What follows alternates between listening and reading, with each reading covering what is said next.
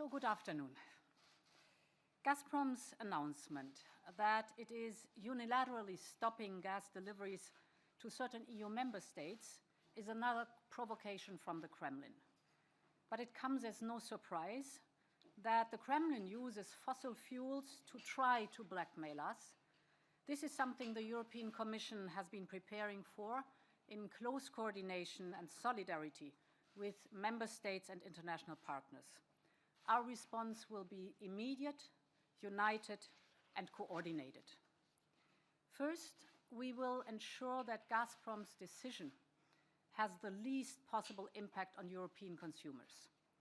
Today, member states met in the gas coordination group. Poland and Bulgaria updated us on the situation. Both Poland and Bulgaria are now receiving gas from their EU neighbors. And this shows, first of all, the immense solidarity among us, but it also shows the effectiveness of past investments, for example, in interconnectors and other gas infrastructure. The Commission will intensify its work with the so-called regional groups of member states. These regional groups of member states can provide the most immediate solidarity to each other if needed, and this will mitigate any impacts on possible gas disruptions. Second, we will continue our work to ensure sufficient gas supply and storage in the medium term. Our action plan, Repower EU, will help to significantly reduce our dependency on Russian fossil fuels already this year. We have, as you know, also reached an agreement with the United States to provide additional LNG imports this year and the following ones. And we are working hand in hand with our member states to secure alternative gas supplies from other partners too.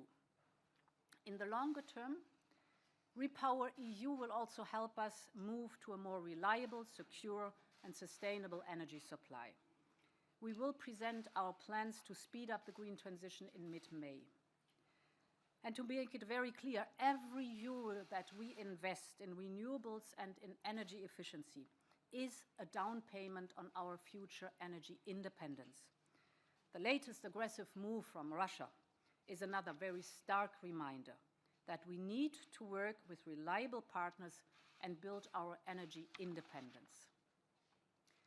The Commission is in contact with the French presidency, and I welcome their plans to convene a meeting of EU energy ministers as soon as possible. Today, the Kremlin failed once again in his attempt to sow division among member states. The era of Russian fossil fuel in Europe is coming to an end. Europe is moving forward on energy issues. Thank you very much. Thank you. We'll take two questions. Please wait until you have the microphone. The first goes to Martina. Thank you, Eric. Madam President, Martina Steves from the New York Times. Do you have any insights, can you confirm, and do you have any details as to a story in Bloomberg News earlier today that says that 10 European energy companies are preparing to make rubles payments for Gazprom gas, and 4 companies have already made such payments? Can you tell us if such a move, should it be happening by European Union-based companies, would in fact constitute a violation of EU sanctions? Thank you very much for the question. This allows me to clarify once again.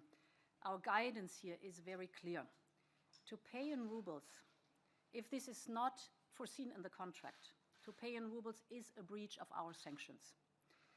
We have around about 97% of all contracts that explicitly stipulate payments in euros or dollars. So it's very clear. And the request from the Russian side to pay in rubles is a unilateral decision and not according to the contracts. Companies with such contracts should not accede to the Russian demands. This would be a breach of the sanctions, so a high risk for the companies. Thank you. Last question, Dorota. Thank you. It's Dorota from Polish TV Polsat. President, you said about the reaction that the Commission is preparing in the European Union regarding the supplying Poland with gas from other member states, improving the storage of gas. But is there or will there be any reaction regarding the relations of the European Union with Russia after what Moscow has done, stopping the gas flows?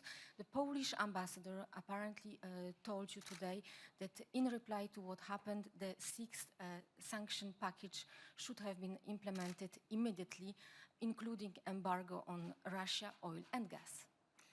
The sixth package of sanctions will come in due time. We are working intensively on it. The move that Russia did today is basically a move where Russia hurts itself.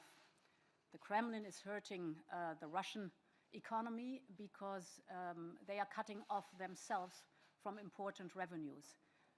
Nonetheless, we are working hard not only to get rid of the coal, as we've done already, but also we are working on the topic of oil. And you have seen today that the question of gas dependency on Russia, we've been working since months to reduce this dependency, and it pays off now. We have reduced already the flow of gas coming from Russia, and with the plans I've just displayed, we will be able to get independent of Russian fossil fuels much faster, and this is for good and forever. Thank you.